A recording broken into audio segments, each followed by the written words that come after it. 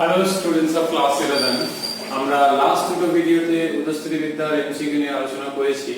এবারে আমরা কিছু এমসিকিউ রয়ে গেছিল, তো সেটা আমরা এই ভিডিওতে আলোচনা করে চ্যাপ্টারটা কমপ্লিট করব।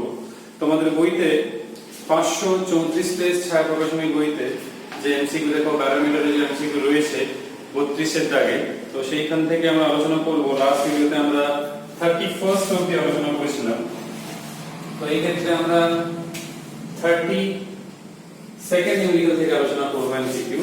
তো এই ক্ষেত্রে যা যা তথ্য রয়েছে আমি আর পড়ছি না, এমনি ভিডিওগুলো লেন্দি হয়ে যাচ্ছে অঙ্কগুলো অনেক বড় থাকার জন্য। তোমরা প্রশ্নটা পড়বে, মোটামুটি মেইন কথা বলি। ত্রুটিপূর্ণ প্যারামিটার রয়েছে, তো পারদের উচ্চতা 70 সেন্টিমিটার এবং যেখানে বায়ু রয়েছে সেখানে 10 সেন্টিমিটার।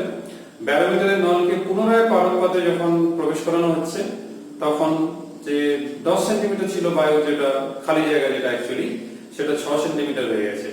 আর নলের মধ্যে পারদের দৈর্ঘ্য হয়ে গেছে কমে 67 সেন্টিমিটার।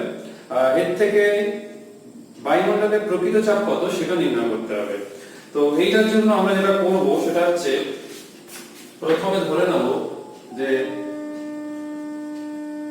ধরি V1 পরিমাণ আয়তন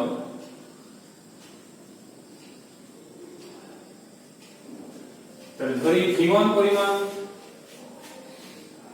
আয়তনে বায়ু আবদ্ধ থাকে, মানে সেই যে 10 সেন্টিমিটার পরিমাণটা বলেছে উচ্চতা যতটা সেই পরিমাণটা। এবারে তাহলে আয়তন V1 সমান কত হবে না প্রস্থচ্ছেদের ক্ষেত্রফল ইনটু উচ্চতা, অর্থাৎ উচ্চতা বলাই হয়েছে প্রশ্নে 10। তাহলে দ্বিতীয় ক্ষেত্রে যখন পারদের মধ্যে প্রবেশ করানো হয়েছে অর্থাৎ V2, তাহলে সেখানে বলা হয়েছে কত 6 সেন্টিমিটার। তাহলে দুটো সমীকরণ আমরা পেলাম। এবার চাপ বের করব। প্রথম ক্ষেত্রে চাপ যদি P1 হয় তাহলে P1 সমান কত লিখব? P0 - 70, কারণ 70 দেখিয়েছিল ত্রুটিপূর্ণ। P0 - 70 centimetre of Hg, R P2 হচ্ছে P0 - 67 সেন্টিমিটার অফ Hg। তো আমরা বয়লের সূত্র প্রয়োগ করতে পারি, কারণ উষ্ণতা স্থির থাকছে। তাহলে বয়লের সূত্র থেকে পাই P1 V1 সমান P2 V2। মানগুলো রয়েছে এখানে বসিয়ে নেব আমরা। আরেকটা কথা এখানে বলে রাখি, P0 টাই হচ্ছে প্রকৃত চাপ। তো P1 এর মান রয়েছে P0 - 70 আর V1 রয়েছে A * 10, আর এটা রয়েছে জাস্ট তোমরা সমাধানটা করবে আর কিছু নয়। তো এখানে সমাধান করলে জাস্ট A তো কেটেই যাচ্ছে দেখতেই পাচ্ছ, আর এখান থেকে জাস্ট সমাধানটা করবে। সমাধান করলে এটা পাওয়া যাচ্ছে সেটা আমি বলে দিচ্ছি। এইখান থেকে গুণ করলে আসছে, গুণ এবং বিয়োগ করার পর 4P0 = 700 - 402, তো 298। অতএব P0 হচ্ছে 298/4, পাওয়া যাচ্ছে 74.5 সেন্টিমিটার অফ Hg। তো দেখো আমাদের অপশন রয়েছে, অপশন এ তে এটা রয়েছে। পরের প্রশ্ন দিকে চলে আসা যাক, এটা হচ্ছে কোশ্চেন নাম্বার 33। সেই ক্ষেত্রে দেখবে পারদ ব্যারোমিটারে পার্ট রয়েছে H, তো নলটা অনুভূমিকের সঙ্গে থিটা কোণ করেছে। তার মানে বুঝতে পারছো প্রথমে হয়তো পাত্রের মধ্যে নলটা এরকম ছিল, এখন যদি এটা অনুভূমিক রেখা বলি আমি তাহলে এরকম হয়ে গেছে, ঠিক আছে? নলের সঙ্গে থিটা কোণ করেছে। তো আগে যেটা ছিল, যেটা আমরা এই ক্ষেত্রে দেখতে পাচ্ছি, যদি পারদের লেভেল এটা হয়ে থাকে তাহলে এইটা ছিল কত, আমি H ধরলাম। তাহলে এখান থেকে যদি থিটা হয় তাহলে এখান থেকে লম্বটা স্বাভাবিকভাবে এটা H হবে, ঠিক আছে? তো এবার তোমরা প্রশ্নটা দেখো, জিজ্ঞেস করেছে যে পারস্তম্ভের নতুন দৈর্ঘ্য কত হবে। তো নতুন ধর্ম যদি আমি এইটাকে h ড্যাশ ধরি তাহলে দেখো এখানে এটা থিটা, তার মানে এটা বুঝতেই পারছো লম্ব, আর এইটা হচ্ছে অতিভুজ, তার মানে h by h dash equals to sin থিটা। তাহলে h ড্যাশ ইকুয়ালস টু কত? h বাই sin থিটা। তো এরকম একটা অপশন রয়েছে, অপশন ডি, সেটা হচ্ছে অপশন ডি। আর 35 এর দাগেরটা, সরি 34 এর দাগেরটা তোমাদের সমাধান আমার পুরো প্রয়োজন হবে না, কারণ এটা বইতেই হোয়াটসঅ্যাপ করে দেওয়া রয়েছে। আমি পেজ নাম্বার বলে দিচ্ছি, পেজ নাম্বার 528 এ রয়েছে হোয়াটসঅ্যাপ কোশ্চেন নাম্বার 30 এ দেখো পুরো উত্তরটাই করে দেওয়া রয়েছে। আমি বলেও দিচ্ছি, এরকম দেখো সেখানে করা আছে h dash equals to h minus sorry g minus a, এটা g, ঠিক আছে, g minus a। তো এই অপশনটা রয়েছে, সেটা হচ্ছে অপশন বি। কোশ্চেন নাম্বার 35 এটাও বইতে করে দেওয়া রয়েছে। তো এই প্রশ্নটা বইতে রয়েছে 522 পেজে, ছায়া প্রকাশনী বইতে। আর উদাহরণ 6 एग्जांपल 6 এ রয়েছে, এটা হচ্ছে অপশন এ।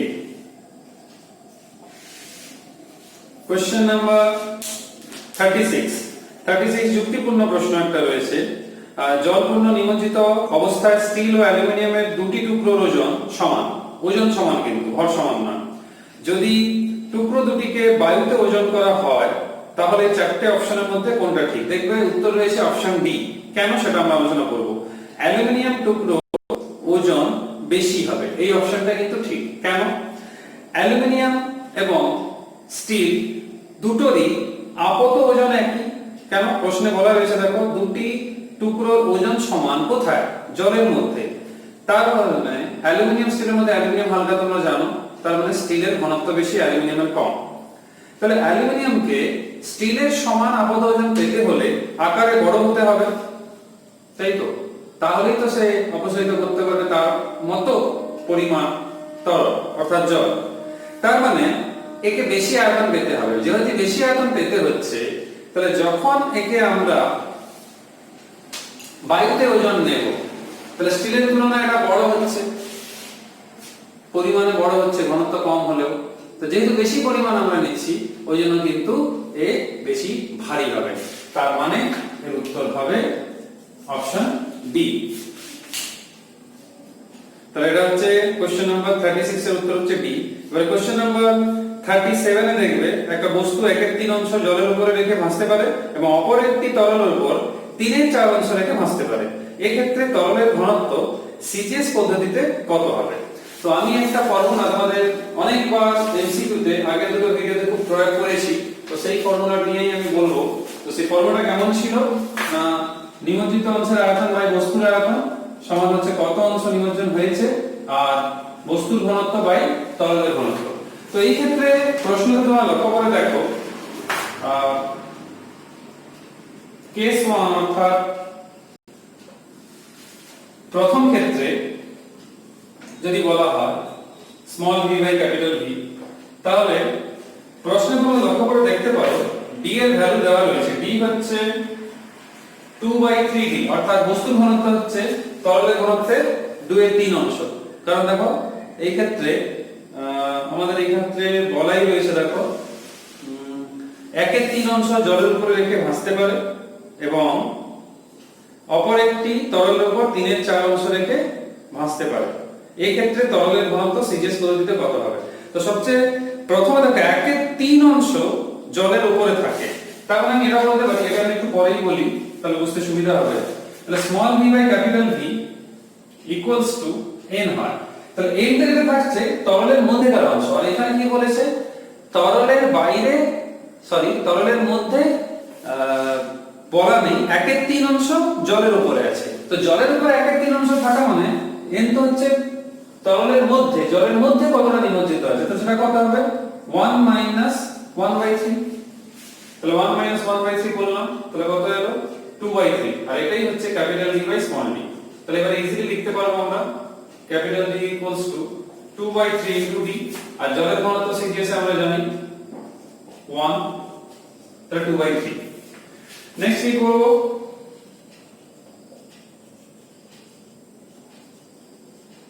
দ্বিতীয় ক্ষেত্রে তাহলে এখানে কত হবে 1 - 1/3।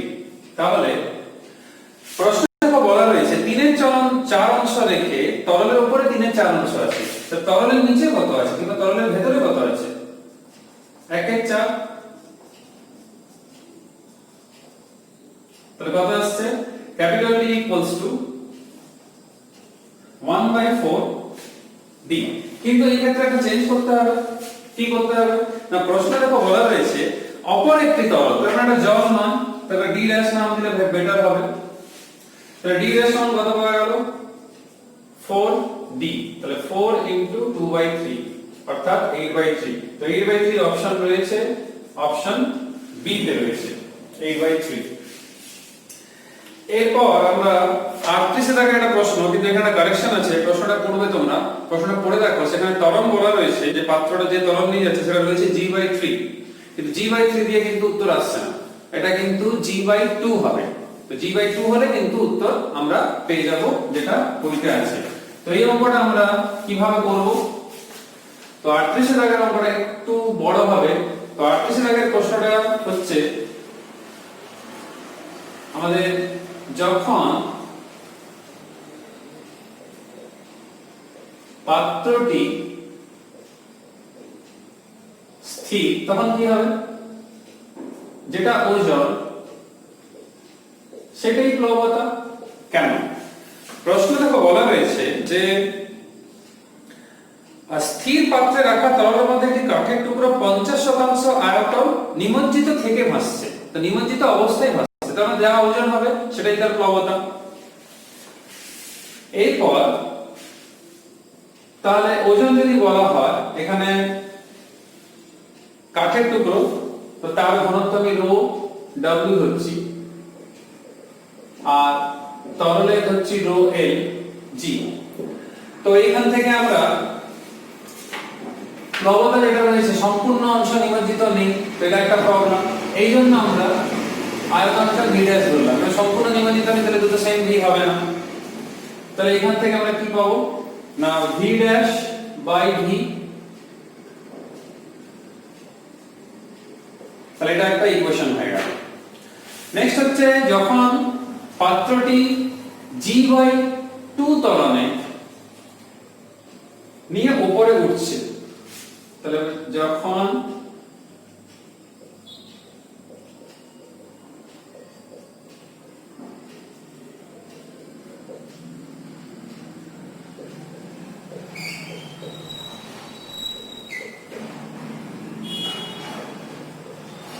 যখন এ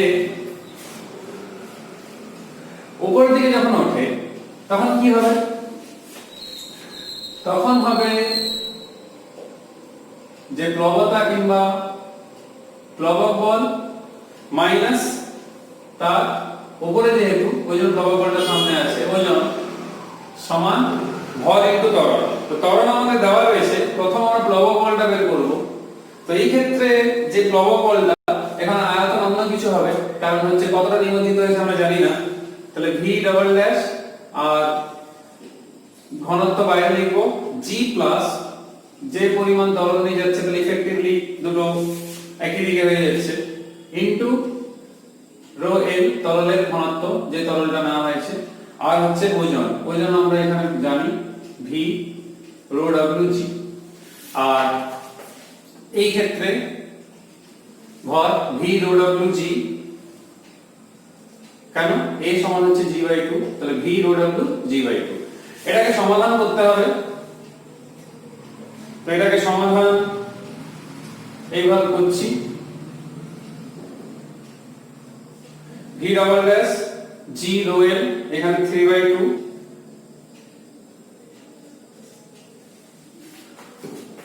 এইদিকে দেখা হবে 3/2। তাহলে এই ক্ষেত্রে লক্ষ্য করে দেখো V double dash by V যখনই বের করছি, এইখানে V আর G রয়েছে, V তো এদিকে চলে গেল, G কেটে যাচ্ছে, দেখো 3 এর 2 কেটে গেল, তাহলে পড়ে থাকছে কি rho W by rho L. তো rho W by rho L সমান কত? V dash by V. তাহলে দেখো V double dash by V আর ভি ড্যাশ বাই ভি দুটো কিন্তু সমান। দুটো যদি সমান হয় প্রশ্নে কি বলা রয়েছে? ভি ভি টা এমনিও কেটে গেল।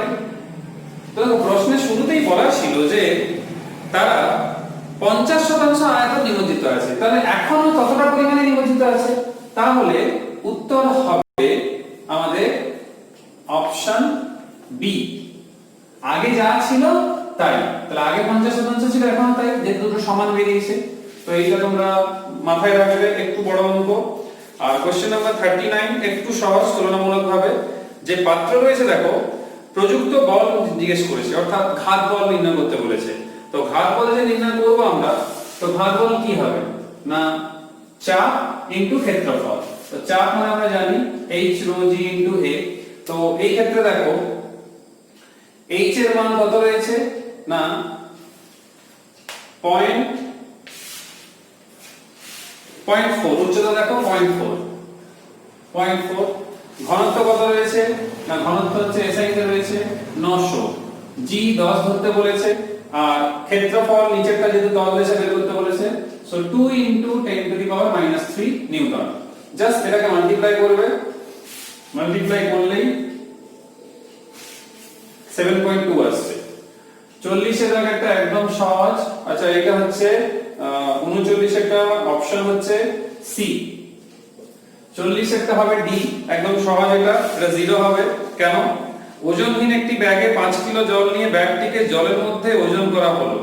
তো যখনই জলের মধ্যে ওজন করা হবে পার্ট কোনটা দেখাবে? আপাত ওজন দেখাবে। তাহলে যখনই ওজনহীন একটা ব্যাগকে 5 কিলো জল নিয়ে ব্যাগটিকে জলের মধ্যে ওজন করা হবে, জলের যা ঘনত্ব মানে যেটা যার মধ্যে তাকে নিয়ে যাওয়া হচ্ছে, আবার ব্যাগের মধ্যেও নেওয়া হয়েছে জল, তো দুটোর ঘনত্ব সমান। দুটোর ঘনত্ব সমান হলে কি হবে? আপাত ওজন শূন্য হবে, W1 W2। তো W1 W2, সেই ক্ষেত্রে শূন্য, ওই জন্য উত্তর হবে 0। তো এটা মাথায় রাখো। কোশ্চেন নাম্বার 41 যেটা রয়েছে, তো এটা একটু কষতে হবে, এটা একদম এক লাইনে হবে না।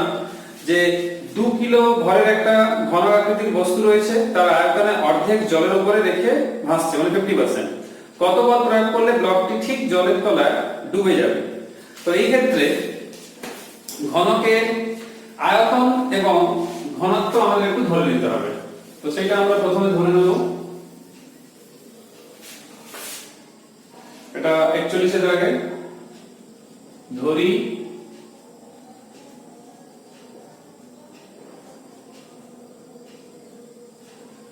আয়তন ভি এবং এর সঙ্গে রয়েছে এটা কি ঘনত্ব ধরলাম রো এস। এবার যদি প্রশ্নের দিকে দেখা হয় অর্ধেকটা জলের মধ্যে থাকছে, তাহলে অপসারিত, যেহেতু অর্ধেকটা অপসারিত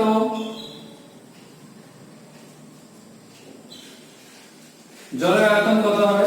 v/2, যেহেতু অর্ধেক। এইবারে সেই অপসারিত জলে ওজন কত হবে না v/2 ইনটু জলের ঘনত্ব ইনটু g। এইবারে এই যে আমরা বের করলাম, এখানে প্রশ্নতে তোমরা দেখো কি বলেছে, প্রশ্নটা বলছে অর্ধেক জলের উপরে রেখে ভাসছে। তাহলে যদি ভাষার কথা এখানে বলা হয়, ঘনকে ওজন কত হবে না v রো s g, আর যে পরিমাণ তরলকে অপসারিত করা হয়েছে এইটা। তাহলে এই যে দুটো আমরা সমান করছি, এখান থেকে g v তো কেটে গেল, rho s equals to rho w by 2। এবার বলছে আমাদের কতটা পরিমাণ বল প্রয়োগ করতে হবে।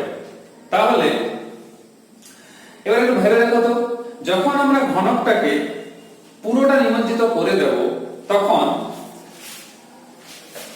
যখন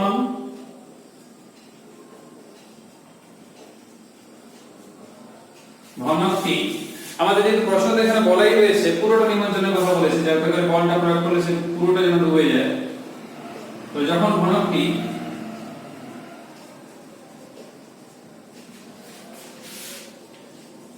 পুরো নিমজ্জিত হবে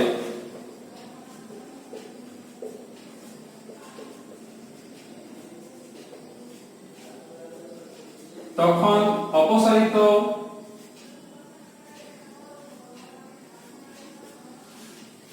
জলের আয়তন কত? না সেই ভি থাকবে, তাহলে আমি এটাকে আয়তন দরকার নেই, আমার ওজনটা শুধু বের করলেই হবে। তাহলে কত হবে?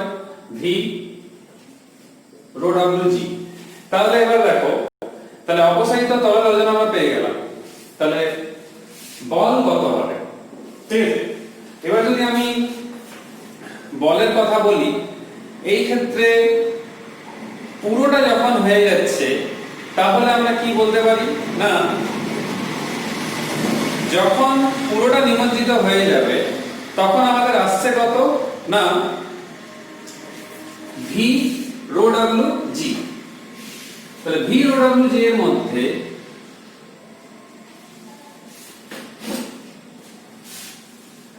পুরো যখন নিমজ্জিত হবে তখন যে পরিমাণ তরলটা অপসারিত হচ্ছে আমরা লিখছি ভি রো ডব্লিউ জি।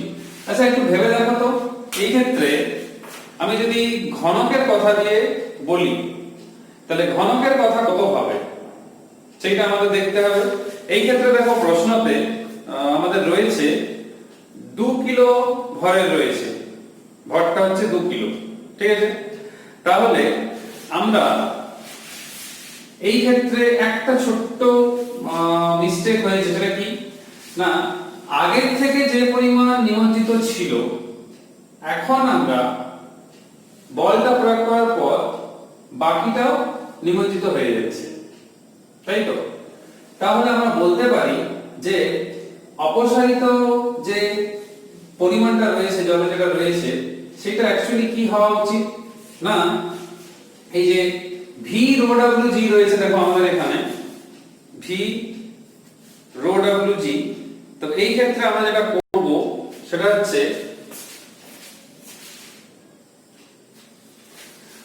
আচ্ছা একটা জিনিস আমাদের এখানে একটা জিনিস বুঝতে ভুল হয়েছে, আমি জিনিসটা লক্ষ্য করলাম না।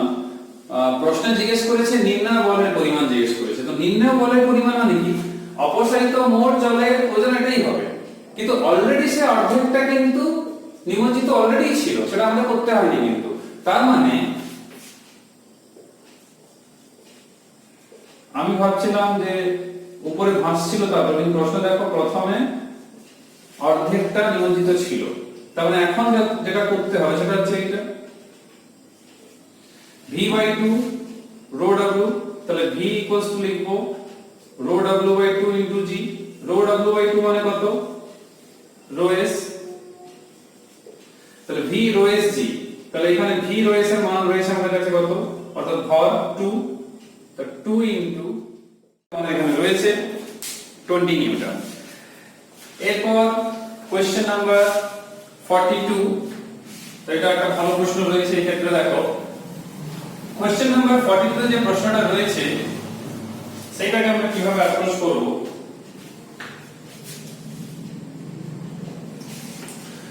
42 তে দেখো বরফের ঘনত্ব এবং জলের ঘনত্ব দিয়েছে, অর্থাৎ আমরা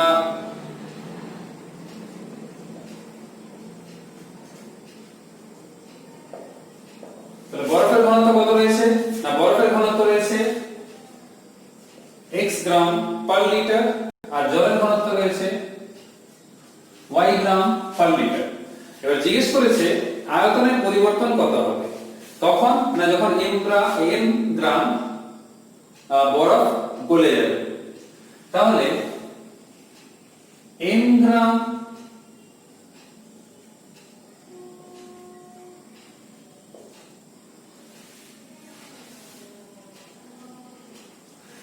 m গ্রাম বরফ যখন গলে যাচ্ছে তাহলে বরফের আয়তন কত কমলো,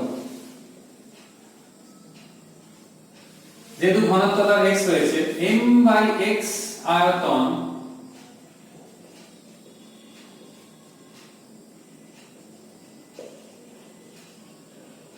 এর কমলো।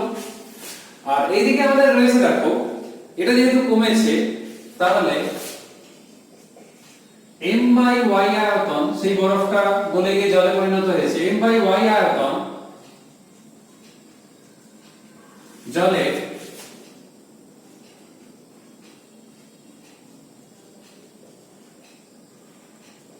বাড়লো। তো এবার জিজ্ঞেস করছে আয়তনের পরিবর্তন, তাহলে অতএব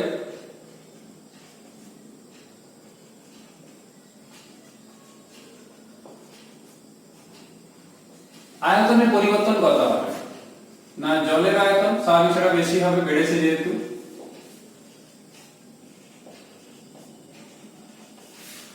এবারে তোমরা এখানে দেখো যেহেতু আমাদের অপশন বি এটাই রয়েছে, তারা অবশ্য শুধুমাত্র এই ফরম্যাটে লিখেছে, তো কোনো অসুবিধা নেই।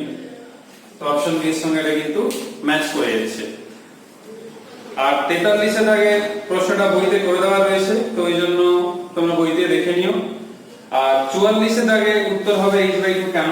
না দেখো, যখন তরল ছিল না তখন চাপ কত থাকে, যদি সহজে বুঝতে চাও সমাকলন দিয়ে কিন্তু করা যায়, কিন্তু কমপ্লিকেশনে যাওয়ার দরকার নেই, সিম্পল ভাবে করা যায়।